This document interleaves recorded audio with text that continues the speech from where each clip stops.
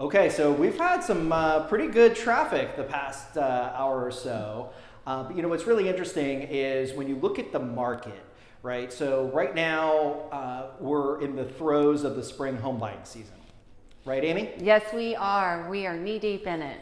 Yeah, so what's interesting is, you know, and I kind of made some videos about this earlier, but, you know, now that I have my friend Amy here, we can talk about it a little bit in further in depth. So right now, if you look at what's happening is kind of, you know, across the board from a national perspective, consumers, they are now just absorbing higher interest rates, higher property taxes, more appreciation, you know, greater appreciation with homes, but also they have now learned, they've dug out their, you know, their textbooks from their econ classes, and they're like, oh my gosh, inflation. We hadn't had this for the past couple of years, but now it's everywhere you look, right? So all the news outlets are talking about it, and what, you know, I would say the irony of the whole thing is they're at that point where they're saying, oh my gosh, home prices are going up, mortgage rates are higher, inflation, I got to get out of the market. Like I got to run. I got to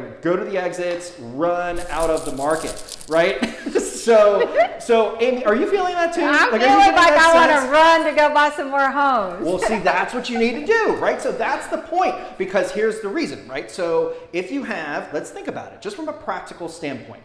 So if you have more inventory, you know, check. Yes, check. That's one. Check. If you have higher interest rates, but you could still afford that monthly payment, that means less people can qualify to buy that home. That means less people are going to be your competition, right? And if you also have interest rates have actually stabilized a little bit, right? So the past 2 weeks, because the inflation report wasn't as bad, interest rates have actually held steady for the past 2 weeks. So here's a nice little breather into the market where if you haven't gotten in, now's the time to jump in. But if you've been looking, keep going, right? Because you have more homes, you have less competition, rates have stabilized for the time being, right? Yes. And Totally. like that's the time to jump in.